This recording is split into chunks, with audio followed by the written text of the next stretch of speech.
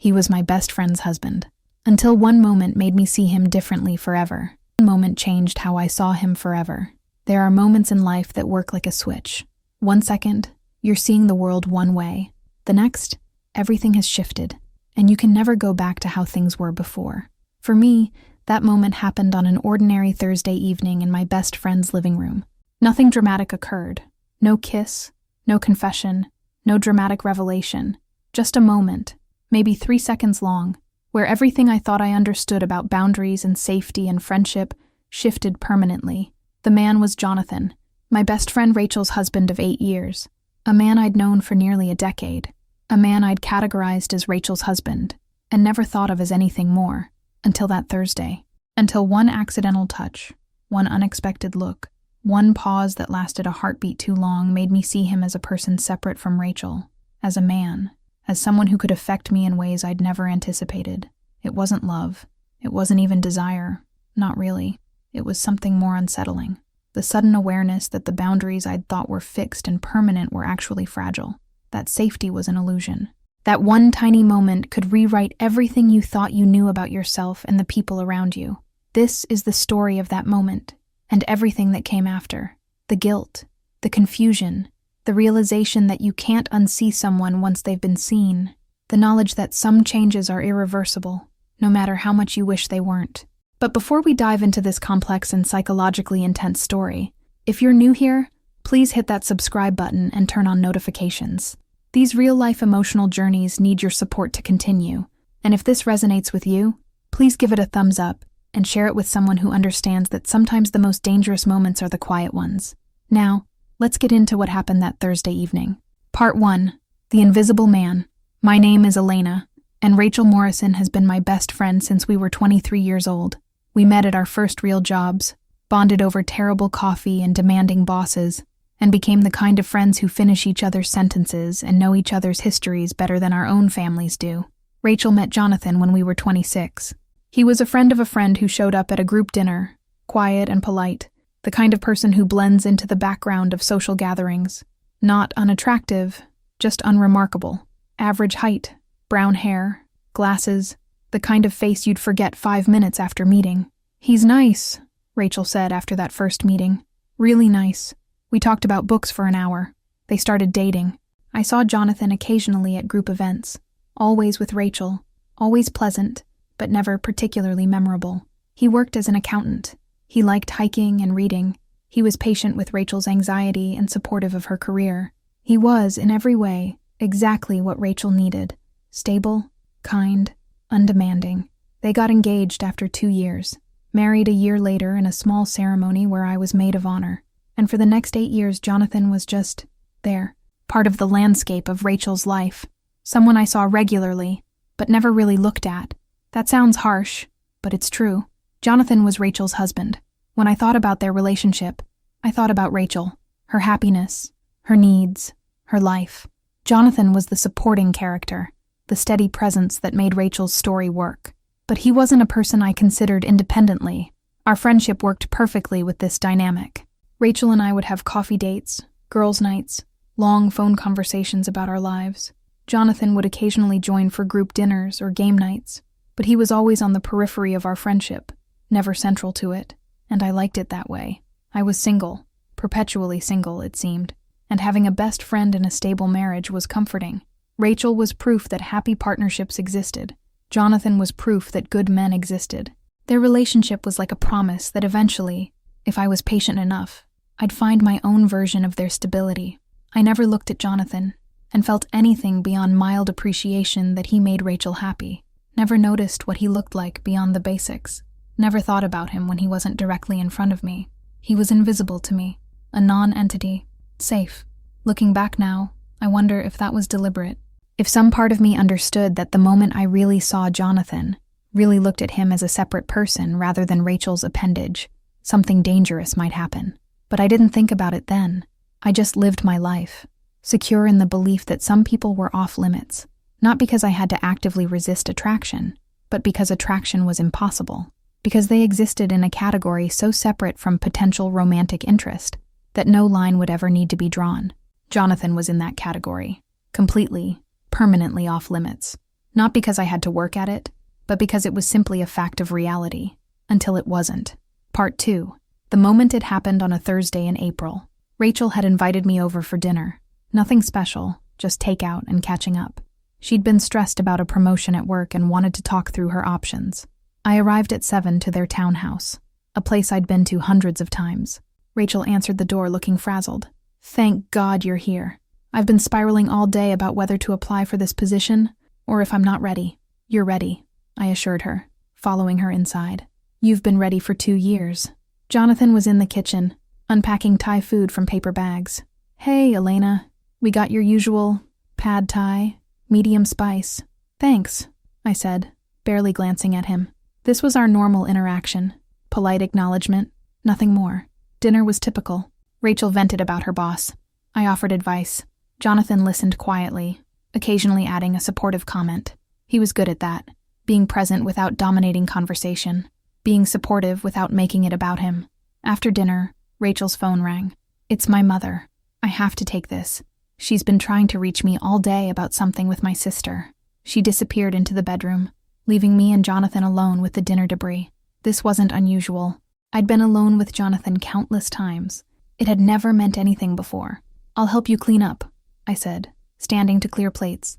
"Thanks." Jonathan moved to the sink, started loading the dishwasher. We worked in comfortable silence for a minute. Then I reached for a serving dish at the same moment Jonathan turned from the dishwasher. We collided. Not hard, just a brush of bodies in a small kitchen space. "Sorry," we both said simultaneously. Jonathan stepped back, but not before his hand touched my arm to steady me. Just a brief touch, his fingers on my forearm, completely innocent and necessary, but something about it registered differently than it should have. Maybe it was the warmth of his hand. Maybe it was the unexpected proximity. Maybe it was just terrible timing, a moment when my defenses happened to be down. Whatever the reason, I looked up, really looked at Jonathan for perhaps the first time in 9 years of knowing him, and he looked back. It was 3 seconds, maybe less, just a moment where our eyes met and held, where the usual polite distance that characterized all our interactions somehow evaporated. I saw things I'd never noticed before, that his eyes weren't just brown, they were amber, with flecks of green, that he had a small scar above his left eyebrow, that when he wasn't smiling politely, his default expression was slightly sad, like he was carrying some weight he never talked about. And I saw that he was seeing me too, not as Rachel's friend Elena, the woman who'd been in his kitchen 100 times before, but as a person, as a woman, as someone he was really looking at for the first time. Neither of us moved, neither of us spoke. The serving dish was still between us, forgotten. Then Rachel's voice carried from the bedroom. "I know, Mom. I'll talk to her." And the moment shattered like glass. Jonathan looked away first. There's more in the living room." He left the kitchen quickly, not quite running, but definitely escaping. I stood there, the serving dish still in my hands, my heart racing in a way that made absolutely no sense. What had just happened? Nothing had happened. We'd bumped into each other. He'd touched my arm. We'd made eye contact. Completely normal, completely innocent interactions, except they hadn't felt innocent. They'd felt charged, significant, like something had passed between us that couldn't be taken back. I told myself I was being ridiculous, that I was reading meaning into a meaningless moment, that I was manufacturing drama because my life was boring and I'd been single too long. But when Rachel came back 20 minutes later and we settled on the couch to watch TV, I was hyper-aware of Jonathan in a way I'd never been before. Aware of where he was sitting, how close he was to Rachel, how his voice sounded when he commented on the show we were watching. I left earlier than I normally would have, claiming tiredness. Rachel hugged me goodbye.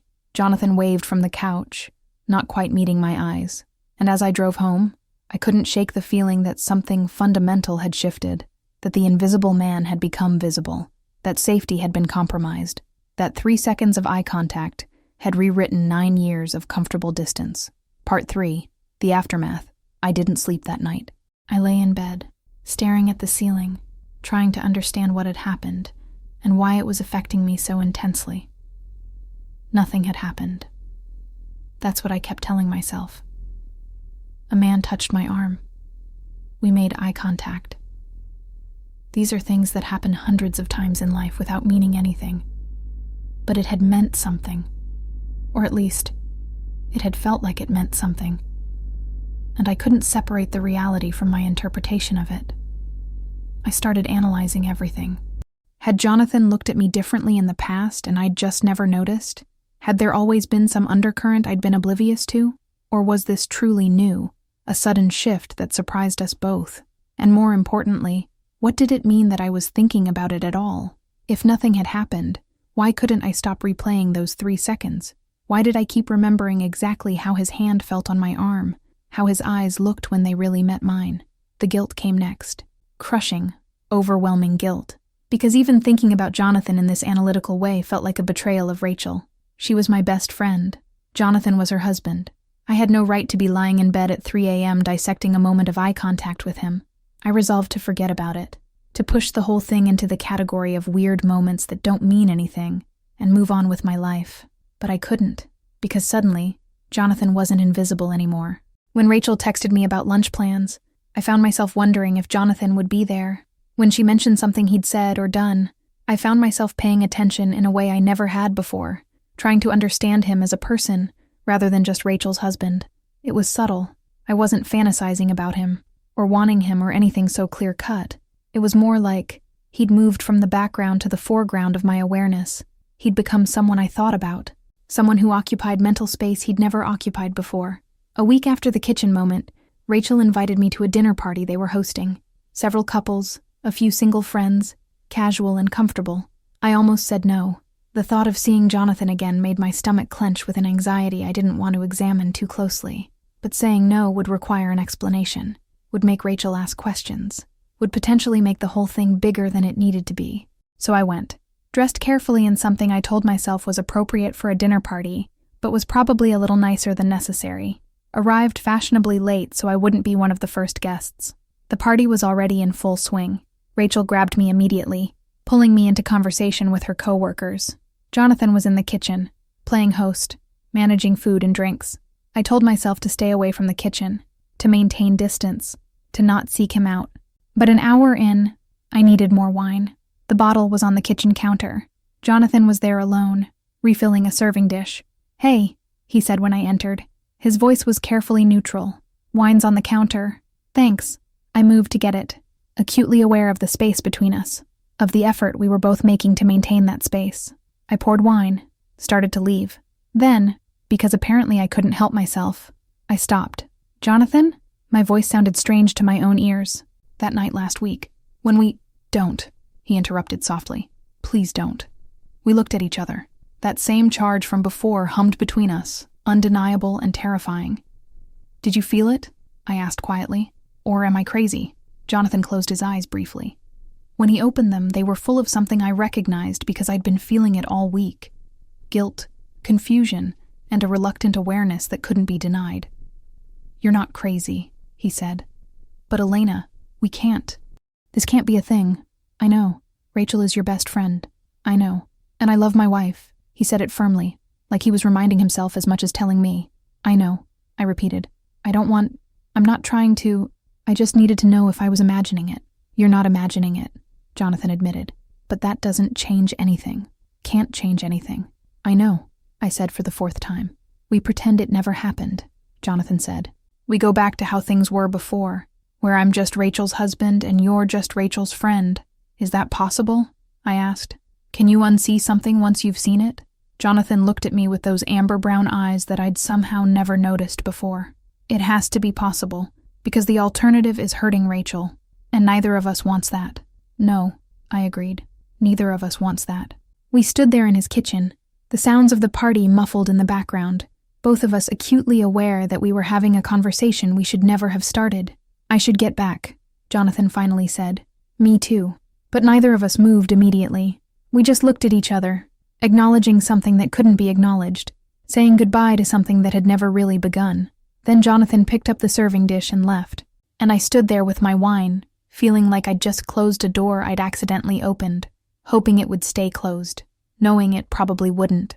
Part 4, the new normal. That was 3 months ago. 3 months of carefully maintained distance.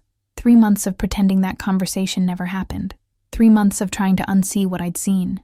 It's not working. I still see Jonathan regularly. Rachel hasn't noticed any change in my behavior. I've been careful about that. I show up for dinners, for game nights, for all the normal rhythms of our friendship. But everything feels different now. I'm always aware of Jonathan in a way I wasn't before, always conscious of where he is in a room, always careful about how I interact with him, polite but distant, never too much eye contact, never alone if I can avoid it. And sometimes I catch him looking at me, nothing inappropriate, just looking, like he's also trying to figure out what that moment meant, like he's also struggling with the fact that you can't unsee someone once they've been truly seen.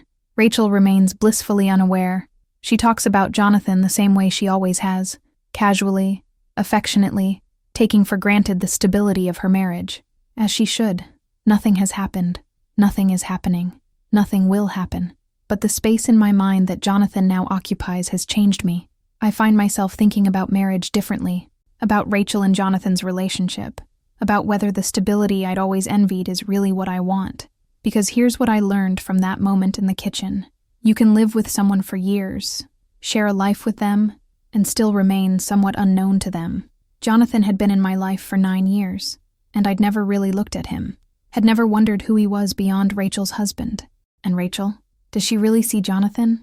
Or does she see the stability and support he provides without truly seeing the person underneath? I don't know, and it's not my place to know, but I can't stop thinking about it.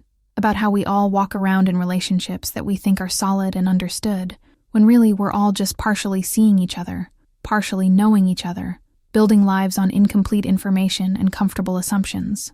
That moment with Jonathan didn't start anything. We've been careful about that, but it revealed something about attraction, about boundaries, about the fragility of the categories we put people in. Jonathan is no longer invisible to me. He's a person, complex, somewhat sad, trying to be good despite whatever he felt in that moment. He's no longer just Rachel's husband. He's Jonathan, separate, individual, visible, and I have no idea what to do with that visibility. I can't make him invisible again, can't unsee what I've seen, can't pretend that one moment didn't fundamentally change how I experience their marriage, our friendship, my own understanding of boundaries. The worst part? I think Jonathan feels the same way. I think he sees me now too, really sees me. And we're both trying desperately to pretend we don't, to maintain the comfortable fiction that nothing changed. But it did change. One moment, 3 seconds of eye contact and awareness, changed everything. Epilogue. Living with it. I've stopped trying to make sense of it, stopped trying to categorize what happened or what it means, or whether I should feel guilty about something that was purely internal. Instead, I've accepted a new reality. Some people once seen can't be unseen. Some moments once experienced can't be unexperienced. Some boundaries once blurred can't be unblurred. Jonathan and I will never talk about it again. We'll continue maintaining careful distance. We'll continue being appropriate. We'll continue protecting Rachel from something she doesn't need to know about. And Rachel will continue trusting us both, secure in friendships and a marriage that are exactly as stable as they appear to be. Because nothing has happened. Nothing will happen. But I know now that safety is an illusion. That the categories we put people in are constructions that can collapse with frightening ease. That one small moment can rewrite years of established dynamics. I've learned that attraction isn't always about desire. Sometimes it's just about suddenly seeing someone as real, as complex, as separate from their role in your life. And I've learned that you can do everything right, maintain boundaries, respect friendships, be appropriate, and still be fundamentally changed by something as simple as 3 seconds of unexpected awareness. Jonathan was my best friend's husband. He still is. That hasn't changed. But I see him now, really see him, and I can never not see him again. That's what that moment taught me. Not about love or desire or forbidden attraction, but about the fragility of invisibility. About how quickly someone can move from the periphery to the center of your awareness. About how one tiny moment can change everything you thought was safe, solid, and forever established. I don't know if Jonathan thinks about that moment the way I do. We'll never discuss it. We'll take it to our graves as a secret that hurt no one because nothing happened. But something did happen. Not in the physical world, in the internal one, in the shift from not seeing to seeing, from invisible to visible. And you can't undo that shift, no matter how much you might want to. So I live with it, with the new awareness, with the guilt that has no clear object because I haven't actually done anything wrong, with the knowledge that sometimes the most dangerous moments are the quiet ones, the accidental ones, The ones that shouldn't mean anything but somehow mean everything. He was my best friend's husband. He still is. But after one moment, I see him differently forever. And that changes everything, even when nothing has changed at all. The end.